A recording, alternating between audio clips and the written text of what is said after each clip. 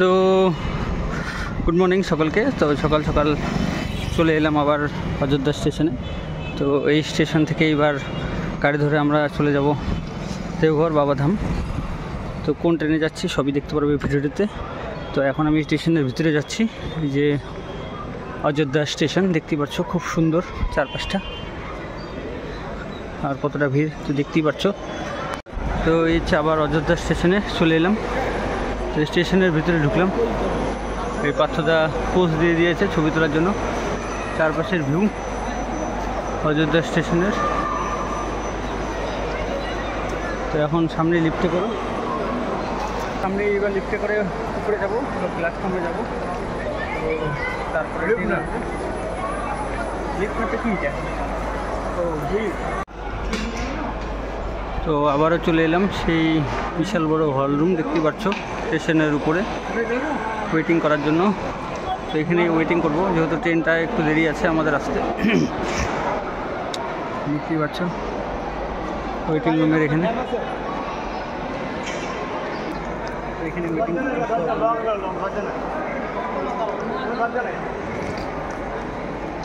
তো এবার আমরা লিফটে করে ওঠার সময় তো দেখতে পেলাম, লিফটের ভিতরটা খুবই সুন্দর ছিল। তো সামনে আয়না ছিল, তা সবাই মিলে একটু ছবি উঠিয়ে নিলাম। দেখতেই পাচ্ছ খুব সুন্দর ছবি আসছিল। আর তারপর একদম আমরা প্ল্যাটফর্মে চলে গেলাম। তো দেখতে পাচ্ছ এই যে প্ল্যাটফর্ম, একদম অযোধ্যা প্ল্যাটফর্মে। তারপর ট্রেন চলে এলো। তো এটা হচ্ছে আসানসোল গন্ডা এক্সপ্রেস। তো গন্ডা থেকে ট্রেনটা অযোধ্যায় চলে এলো। তো এখান থেকে এবার আমরা সোজা চলে যাব জাসিদি জংশনে। তো দেওঘরের কাছাকাছি সেই জংশনটা। তো সেখান থেকে দেওঘর প্রায় 5 কিলোমিটার। তো দেখতে পাচ্ছ ট্রেনটা চলে এসেছে। তো এই ট্রেনটা করে এখন আমরা যাব। আর উল্টো দিকে চলে এলো দেখতে পাচ্ছ বন্দে ভারত, ইউপির উত্তরপ্রদেশের বন্দে ভারত এক্সপ্রেস, গেরুয়া কালারের, খুব সুন্দর দেখতে পাচ্ছ। তো হঠাৎ দেখা হয়ে গেল, তো ভিডিওটি তুলে নিলাম।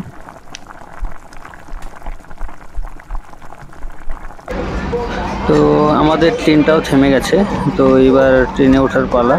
তো দেখতেই পাচ্ছ তো সবাই উঠছে। তো আমরাও ধীরে ধীরে উঠে তারপরে আমাদের সিটগুলো দেখে নিতে হবে কার কোথায় সিট পড়েছে। তো এবার আমরা ট্রেনের ভেতরে চলে যাচ্ছি। তো দেখতে পাচ্ছ ট্রেনটা খুবই সুন্দর ছিল। তো হচ্ছে টয়লেট, বাথরুম ট্রেনের, খুব সুন্দর চারপাশটা। তো এবার ভেতরের দিকে যাই।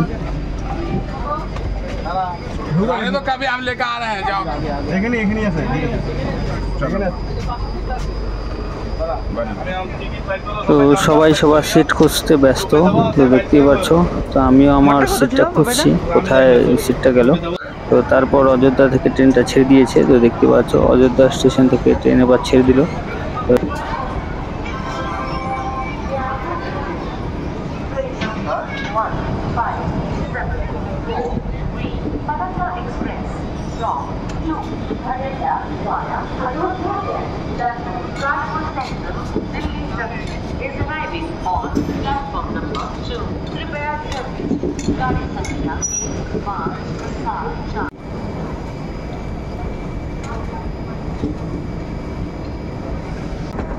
তো 4:30 বেজে গেছে। তো সন্ধ্যা লেগে যাবে আর একটু পরেই। তো বাইরে দাঁড়িয়ে চারপাশের ভিউটা একটু দেখার চেষ্টা করছি কীরকম লাগে অযোধ্যার। তারপর সোজা চলে এলাম নিজের সিটে। তো আমার সিটটা তো সাইড আপার পড়েছে। তো রেডি হয়ে নিচ্ছি, তো রাত্রি হয়ে যাবে। তো রাতও হয়ে গেল দেখতে পাচ্ছ। তো খাওয়া দাওয়া করে এবার ঘুমিয়ে পড়বো। আর কালকা সকালে উঠতে হবে, যেহেতু এরপরে কালকা সকালে আমরা দেওঘর পৌঁছে বাবার মাথায় জল ঢালবো। তো গুড মর্নিং। সকাল সকাল দেখতে পাচ্ছ এই হচ্ছে গঙ্গা নদী। তো এখন আমরা আছি বিহারে। তো সকালের ভিউ গঙ্গা নদীর, তো অনেকটাই বড় দেখতে পাচ্ছ এদিকে।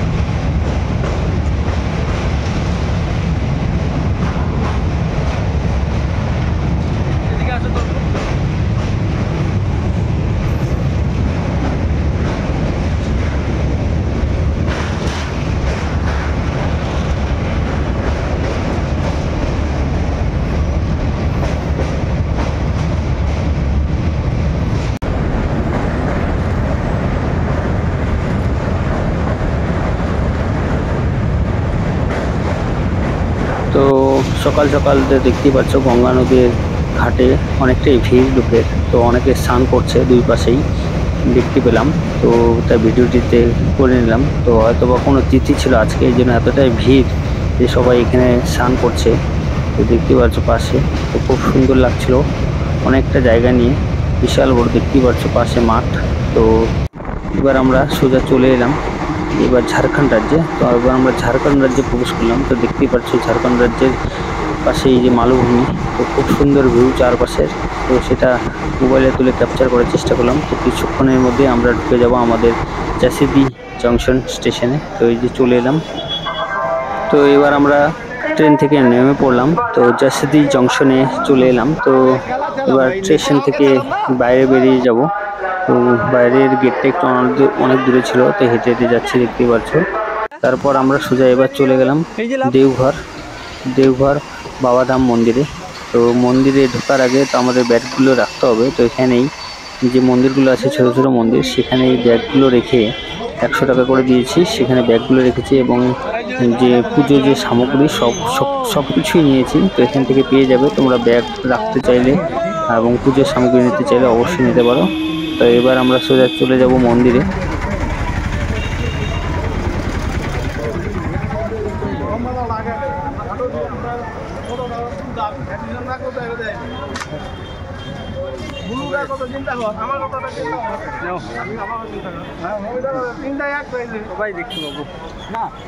তো এখন সকাল 11:30 হয়ে গেছে। তো দেখতে পাচ্ছ ওই যে উপরে লাইন দিতে হবে, সেই উপরেই যেতে হবে আমাদেরকে এবার। তো সেখানেই যাব। এই যে দেখতে পাচ্ছ এই গেট দিয়ে এবার সোজা যেতে হবে, অনেকটাই পথ যেতে হবে এদিক দিয়ে। এই রুমের ভিতর দিয়ে গিয়ে তারপরে সেই উপরে দেখতে পাচ্ছ উপর দিয়ে একদম সোজা যেতে হবে। তো এবার সবাই রওনা দিয়ে দিলাম, হেঁটে হেঁটেই দেখতে পাচ্ছ হল ঘরের মতো বিশাল বড় বড়। তো এদিক দিয়ে যে সিঁড়ি বেয়ে বেয়ে উপরে উঠতে হবে। তো উপরেই সেই দেখতে পাচ্ছ লাইন, তো বিশাল লাইন পড়েছে যেহেতু আজকে তিথি ছিল। তো বিশেষ কিছু তিথির দিনে এখানে অনেকটাই ভিড় হয়। তো শ্রাবণ মাসের মতোই ভিড়। তো ভিড়ের মধ্যেই আমাদের এবার লাইন দিতে হবে, জানি না কতক্ষণ সময় লাগবে পুজো দিতে। তো বাবার মাথায় জল টল ঢেলে নেবো। তো সবাই দৌড়াদৌড়ি করছে, তো কি কত লাইন আগে যেতে পারে। তো এবার দেখতে পাচ্ছ এবার উপরে পৌঁছে গেলাম। তো এখানে এবার লাইন দিতে হবে। তো এই যে অনেকটাই ভিড়, এখানে এবার লাইন দিয়ে সোজা এবার বাবার মাথায় জল ঢালবো। আর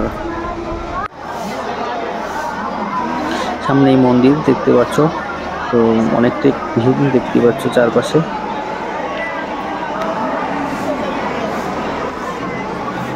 তো দেখতেই পাচ্ছ কতটা ভিড়। তো মহিলা পুরুষ সবাই একসাথে, হয়তো মহিলা এবং পুরুষের লাইনটা আলাদা হলে খুবই ভালো হতো, কিন্তু সবাই একসাথে কি আর করা যাবে। তো এইভাবেই এবার বাবার মাথায় জল ঢালতে হবে।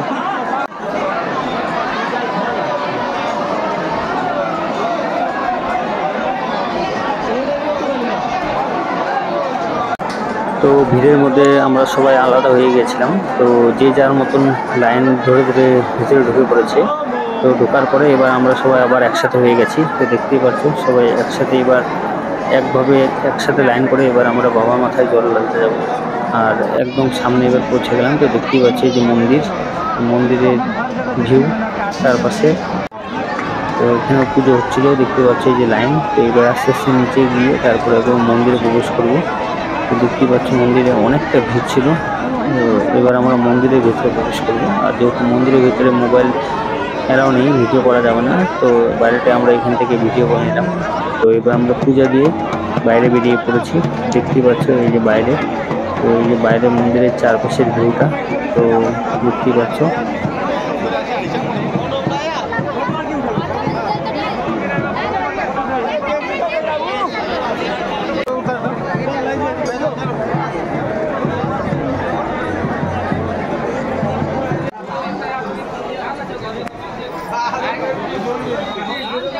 তো পুজো শেষ, বেরিয়ে বললাম মন্দির থেকে। এখন ব্যাগ ট্যাগ নিয়ে যেহেতু ট্রেন আমাদের 8টার দিকে, দেখি এবার অনুকূল ঠাকুরের মন্দিরে যাব। তো সকাল থেকে নাও খাওয়া অবস্থায় ছিলাম। তো পুজো দেওয়ার পর বেরিয়ে খাওয়া দাওয়া করে নিলাম। তো নিরামিষের মধ্যে পনির দেখতে পাচ্ছ, পনির খেয়ে নিলাম। তো এবার সোজা চলে যাব অনুকূল ঠাকুরের মন্দিরে। তো রওনা দিয়ে দিলাম টোটো করে। তো বেশি দূর না, 3-4 কিলোমিটার দূরত্ব সেই বাবাধাম মন্দির থেকে। তো চলে এলাম অনুকূল ঠাকুরের মন্দিরের সামনে, যেহেতু আমাদের ট্রেন 8টার দিকে। তো এখানে এবার 4টা অবধি অনুকূল ঠাকুরের মন্দিরের আশেপাশটা করে নিব, চারপাশটা, এবং প্রার্থনা শোনা হবে। তো প্রার্থনার টাইম হয়ে যাবে আর একটু পরেই।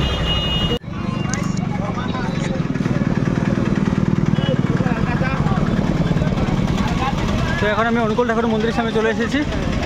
দেখতে পাচ্ছি যে মন্দিরের সামনে প্রবেশদ্বার, গেট, মন্দিরের ভিতরে।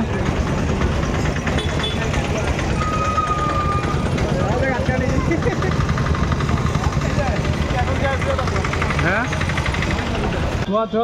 7টা পর্যন্ত আছি, 1 ঘন্টা স্টেশন যেতে লাগবে, রিস্ক নেওয়া যাবে না। তো আমরা এখন অনুকূল ঠাকুরের মন্দিরে প্রবেশ করেছি। তো দেখতে পাচ্ছ মন্দিরের চারপাশ, তো সবাই ফটো তোলাতে ব্যস্ত। এই হচ্ছে মন্দিরের মেন ইসে। তো এদিকে ভিডিও হয়তো করতে দেয় না, তো সামনে করলাম না। তো এখান থেকে আমি চারপাশটা ঘুরিয়ে দেখাচ্ছি তোমাদেরকে। তো এরপর সোজা এদিক দিয়ে চলে যাব। তো দেখতেই পাচ্ছ রাস্তা দিয়ে একটু ভেতরের দিকে যাচ্ছি। তো অনুষ্ঠান ছিল।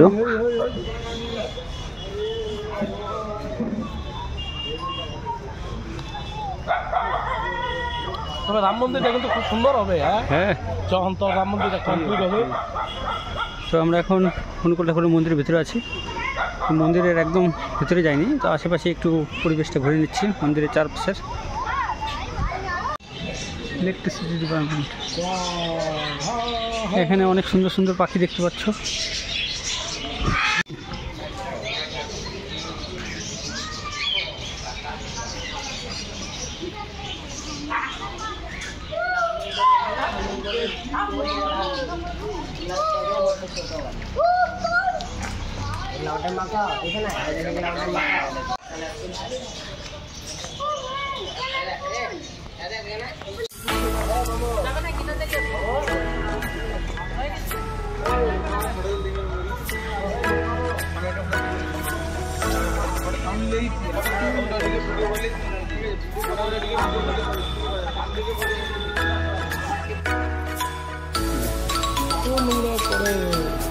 ভালো বৃষ্টিটা আর আগে ঘর বৃষ্টি যাবে।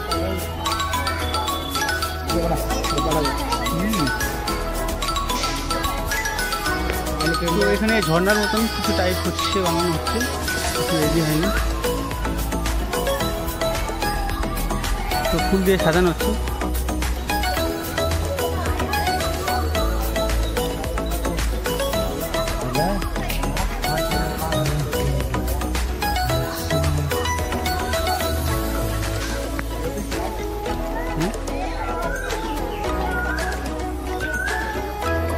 কি দিয়ে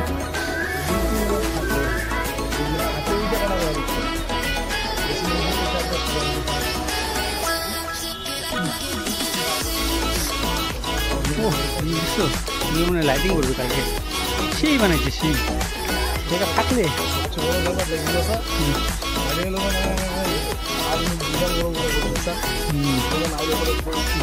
না না ঠিক আছে, বুঝবো না তো বলছি।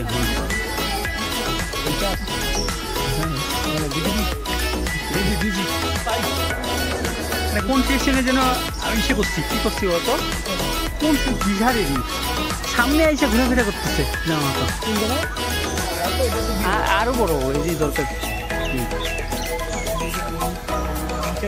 সব মুরগি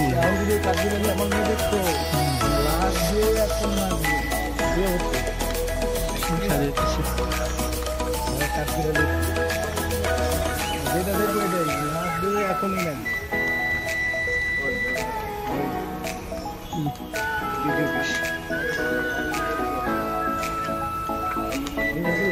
নর্মাল।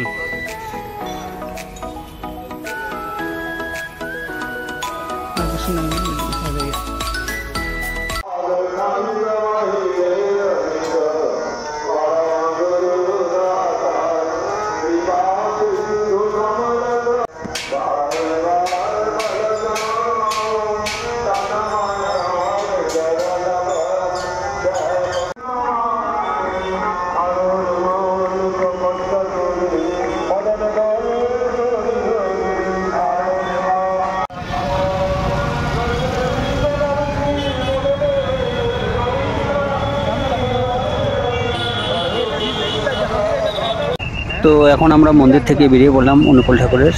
তো এখন সোজা আমরা দেওঘর স্টেশনে চলে যাব। তো দেখতে পাচ্ছ টোটো করে সবাই উঠে পড়েছি। তো রাস্তা দিয়ে যাচ্ছি। তো এখন 7টা প্রায় বেজে গেছে। তো দেখতে পাচ্ছ রাস্তাঘাট অনেকটা ভিড়। তো যেহেতু ট্রেন আমাদের 8টার দিকে, তো আমরা এখন পৌঁছে গেলাম সেই দেওঘর স্টেশনে। তো সামনে দেখতে পাচ্ছ দেওঘর স্টেশন। তো এই স্টেশন করেই এবার আমরা সোজা চলে যাব। তো এখন আমরা চলে এলাম দেওঘর জংশন স্টেশনে। তো এখান থেকে আমাদের লাস্ট জার্নি। তো আমরা এখন বাড়ি পৌঁছে যাব নিউ কোচবিহার। তো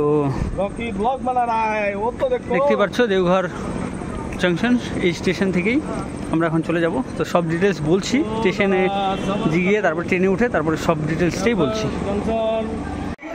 তো এই হচ্ছে ট্রেন। তো দেওঘর ডিব্রুগড় এক্সপ্রেস দাঁড়িয়ে আছে। তো এই ট্রেনটা এখান থেকে ছাড়ে।